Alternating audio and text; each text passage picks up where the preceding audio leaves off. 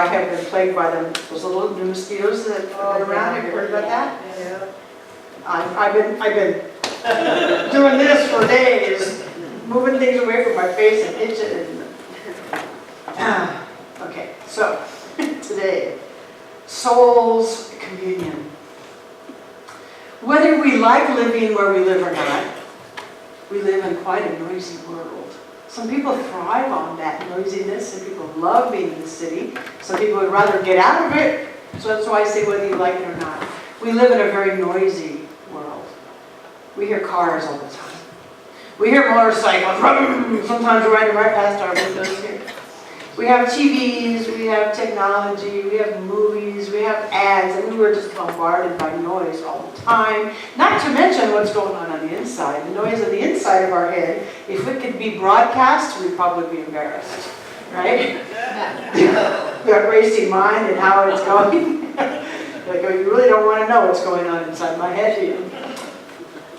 But we live in that noisy world, and I think that we tend to forget that we can get quiet on purpose. And so today is really all about that, being quiet and finding ways to commune.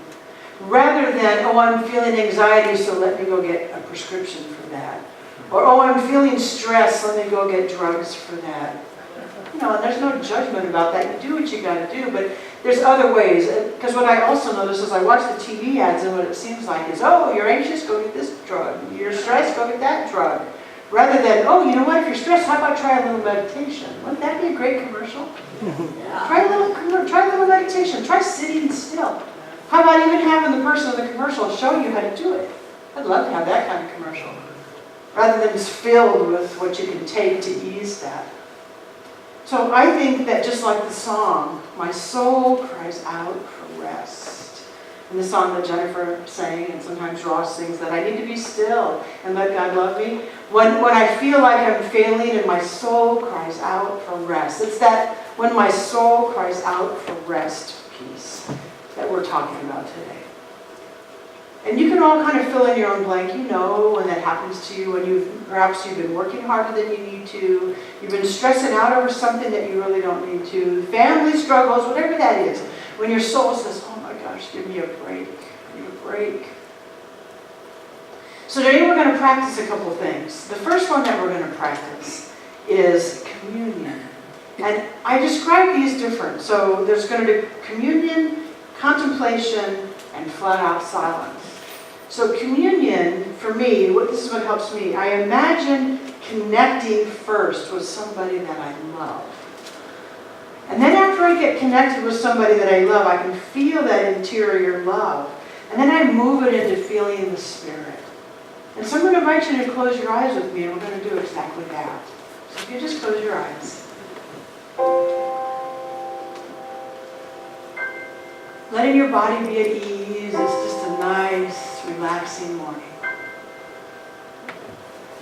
I begin by asking you to call to mind somebody who you call beloved. A person, an animal. Somebody that you know, that when you think of them, you melt. You know what I mean. Your heart goes, ah. And so call that person or that pet or all of the above to your mind. Can you see them? See them smiling at you, cuddling up in your lap. And as you can see and feel this presence, imagine that your energies are communing, intertwining. Even give it a color so that you can see maybe a colorful hue, a haze, interconnecting. And as you begin to feel this communion, this connection, without any effort, just let it be. And notice how it feels. Does your heart melt? Does your heart open? If it hasn't yet, let it. Let it. Keep breathing while you let it happen. And then as you're feeling that, let's call to mind that that person or that pet or that collection of all of the above. Let's remember that they are a creation of God. That person, that pet, they're part of the beloved. And so what you're looking at, or what's cuddled up in your lap, is actually God, expressed as that being. And so now if you can, allow the person or the pet, allow that image to fade away, but let that light, that color, that mist, that hue, let that remain all around you. And imagine that you are communing literally with God, with the one source, with the beloved. Not out there, right here where you are. Around you, within you. And see if you can keep that same feeling. I'm communing with the beloved, the one source. Does it let your heart melt? Does it open your heart? Keep the color there because that gives your mind something to connect to. And if you absolutely need to, you can bring the image of the person or the pet back into view. Whatever works. But in that place, recognizing that you are communing with the source of your being. It's all around you and it's within you. That's communion. You don't have to drink any special wine. You don't have to eat any special wafers. You commune with the beloved that is right where you're at. Taking a deep breath, I invite you to open your eyes.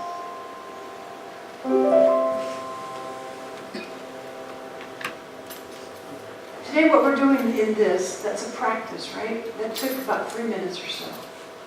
To practice communing with the beloved. Because sometimes I hear people say, well, how do I do that? Well, you just did it.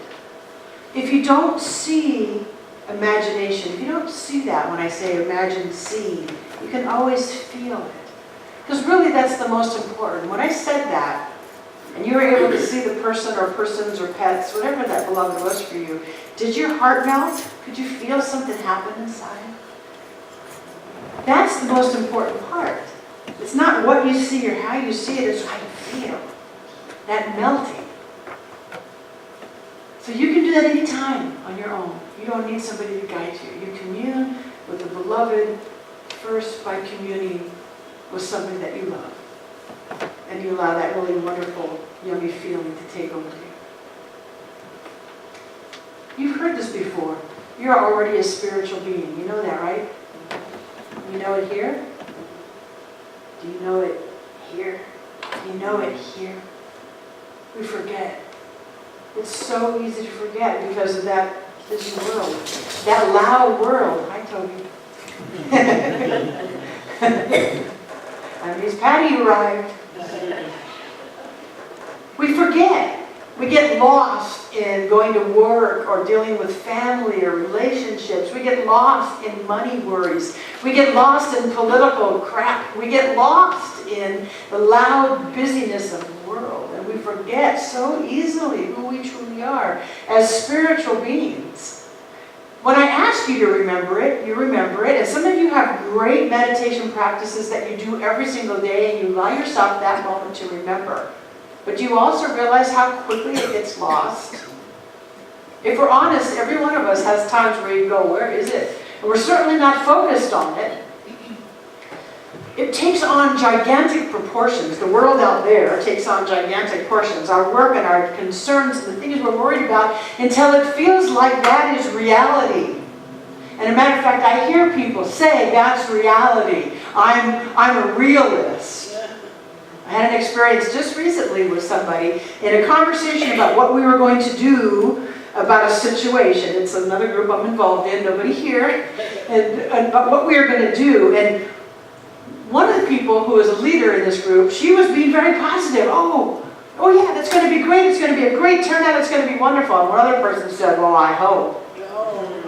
And the one who was the leader said, wait a minute, I'm trying to be I jumped in. I said, she's trying to be positive. We need to go with that flow. And the person said, yeah, but I'm a realist. Oh, it was not an opportunity to give a talk.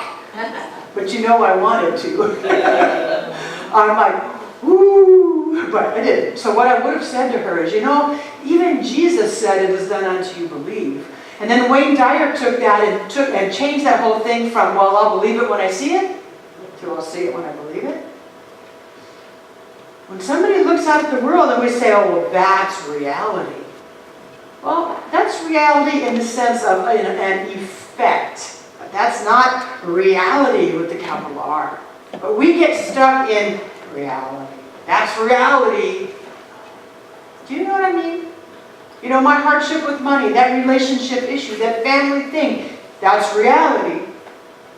And what this teaching, this philosophy reminds us all the time is that reality is what you say it is. And the more you can compel your mind to go to the greater truth reality, the reality that God is all there is, Spirit is all there is, and when you believe it, you will see it. It is done unto you as you believe. When we keep that as the biggest part of our understanding, then our reality, our world around us, begins to change. If you have not experienced that yet, I highly encourage you to start sitting quietly every day and say, what is the truth? God's world cannot be broken. God's world cannot be limited. God's world cannot be full of anxiety. Or it would have already collapsed. That's not reality in the bigger picture. But again, if we're honest, it's really easy to look around and start thinking that everything happening out there or around us is reality. We have some say in that. But in order to connect with that, we need to get out of this reality, the effect, the little r reality. We need to get out of it from time to time and move into that greater reality so we can remember again what life really is, who we really are. Because life is not just about going to work and stressing out about stuff. Life is about joy and beauty and peace and love and so many other things. So if anybody right now is going, yeah, Sean, but this is my reality, and I'm talking to you. Really, I'm always talking to myself. Right, Karen? I'm always just talking to myself. I'm reminding myself over and over and over that what I see in the world is not reality in the big picture. So in order to tune in to that reality, we have to contemplate something else. And that's another form, contemplation. Ernest Holmes says, we are on the path of experience. We're on the path of experience. That's a moving path. Just waking up to the real fact of our true being. As we awaken, we find we are surrounded by many false conditions, aka the little r reality. But there is something within which remembers the real state. If one will sit in quiet contemplation of good as an inner experience, they will experience the good which they contemplate. You are powerful. If we will sit in quiet contemplation in our inner experience, we will experience the good which we contemplate. But we can only do this as we turn from that which is false, the little r reality, and dwell on the good alone. How often do we remember to do that throughout our day? Turn away from the little r false conditions and turn back within to the truth of who we are. Now I have something else I'm going to read to you because this was part of my inspiration. If you don't get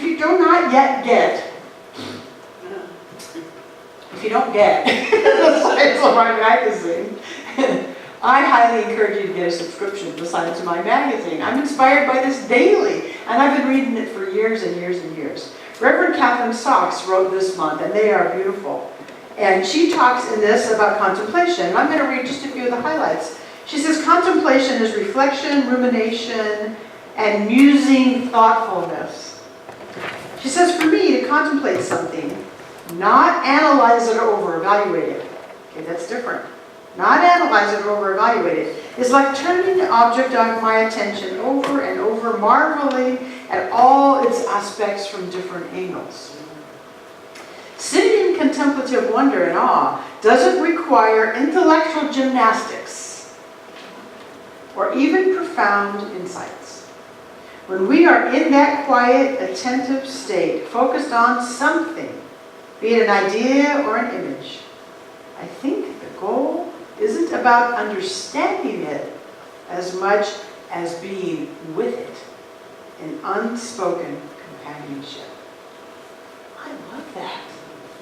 Not so much about analyzing it, looking at it from every angle, but don't analyze it, don't over-evaluate it. Just look, just be with it in unspoken companionship. I love that. So let's do that. Let's close our eyes again. This time we're going to practice contemplation.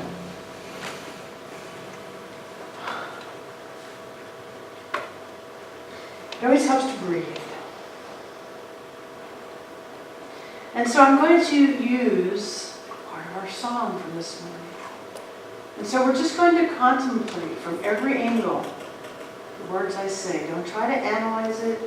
Just see if you can be with it. Be still and know that I am God. You might want to even repeat it in your head. Be still and know that I am God.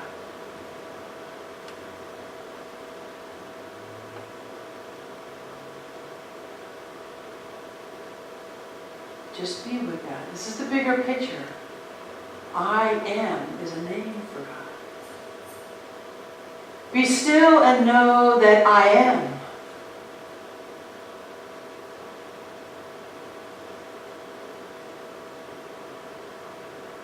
Don't try to figure it out. Be with it. Be still and know that I am.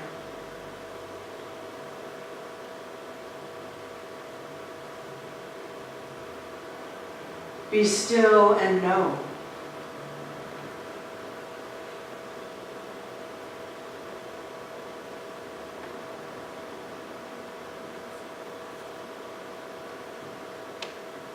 Be still.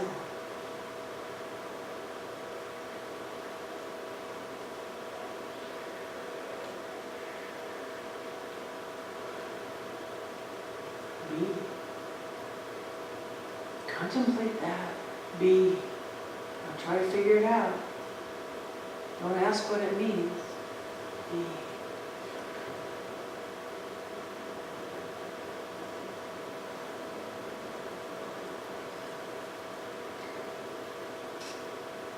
As we still have our eyes closed, I'm going to give you another way to do this contemplation.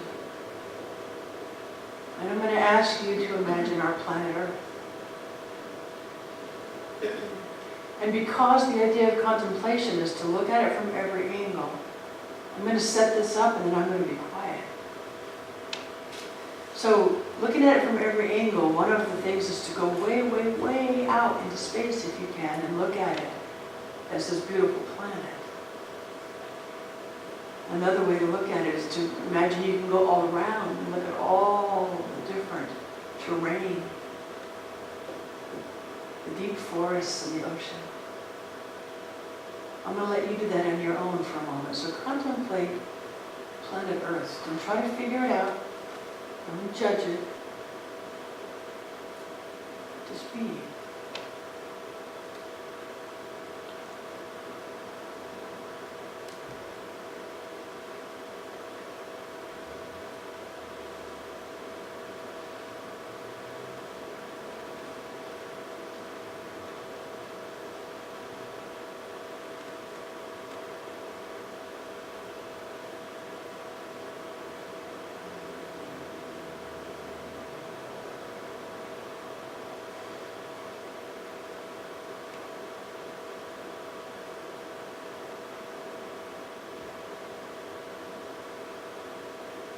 If you can contemplate the beauty of the earth,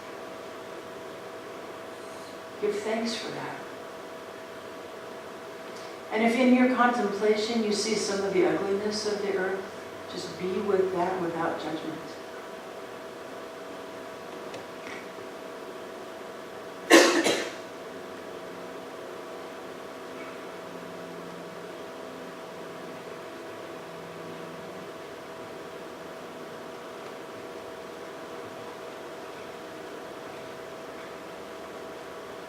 And then just bring your awareness back. Open your eyes. I gave you 2 different ways to do that on purpose. So one was a phrase, because you can contemplate a phrase, and one was an image. You can contemplate an image. So you don't need to answer out loud, but were you able to contemplate the beauty of the earth? If you happen to notice the ugliness of the earth, were you able to just be with it? Because if you can just be with the things that are ugly and not judging any of that, you can remain calm and centered. Oh, that is such a great goal. To be able to see something that is unpleasant and just observe it, contemplate it, without getting attached to what it means. That's huge. If you can do that, you go like this. You give yourself a big pat on the back, because we get hooked into ugliness. We get hooked into what's wrong. And if we can look at what's wrong, even if we say, you know what, I still don't like that, that's still wrong in my opinion, but not to get attached to it, because once we get attached to it, we're stressed and we're fighting and we're anxious. We're not any good for ourselves or anybody else. So to be able to contemplate means that we can stay in that centered place and just notice. It's the observer place. So we've communed simply with the Spirit, and we've contemplated. The contemplation gives our minds something to do. And most people tell me that that's easier, because what we're going to do next is just flat out silence. People often will tell me, if somebody's guiding me in a meditation, I can do it. Or people tell me, you know, my mind just flips all around and I can't get it to be quiet. The truth is, you're not going to ever quiet your mind completely. You're going to allow it to slow way down. And we're going to try to learn to put gaps in between, but our minds are thinking things. That's what they do. So we're not going to ever just get rid of every single thought. Even the yogis who practice all day long, they'll tell you that there's thoughts, but they're learning to not attach to it and let the thought go by and let the gap get bigger and bigger and bigger. So if you're one of those people who think you can't do silence, that's exactly why we're going to do silence. We're going to just sit, we're going to slow down, and if our mind starts to go, because that's sometimes what happens, we're going to remind ourselves, I'm just going to focus on being quiet. Maybe give yourself something like a breath to move you into that silence. We can use things like music, which we're going to do, because I'm going to invite Jennifer to come up. We can use things like music to move us into the silence, or we can use something like breathing deeply to move us into the silence, because we often need a bridge into that silence. So Jennifer's going to sing a song for us about the silence, and then I'm going to invite you to close your eyes, and we are going to be silent for just a few minutes. Give yourself a thing right now. If my mind wanders, what am I going to do? I'm going to breathe. I'm going to focus on just being here. Maybe I'm going to go back to contemplating the earth. Something. Give yourself something to do. And then I'm going to keep your eyes closed after that. So you're going to be with closed eyes for a few minutes now after she sings. I'm going to close your eyes now if you want. In the silence there is peace.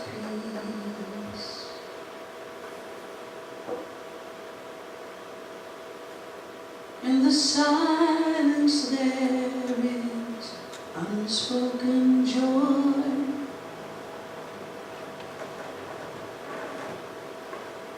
In the silence there's release from a world filled with chaos and noise. I awake to these precious moments when I hear all that could never be said and right.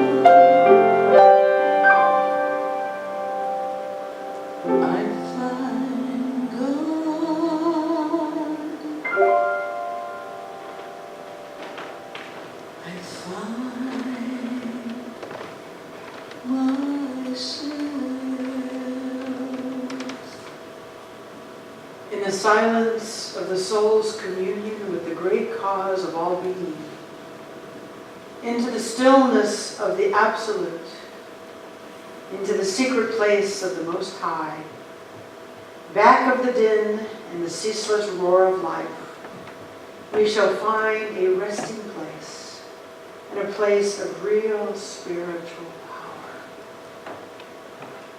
And I invite you now to just be silent with me.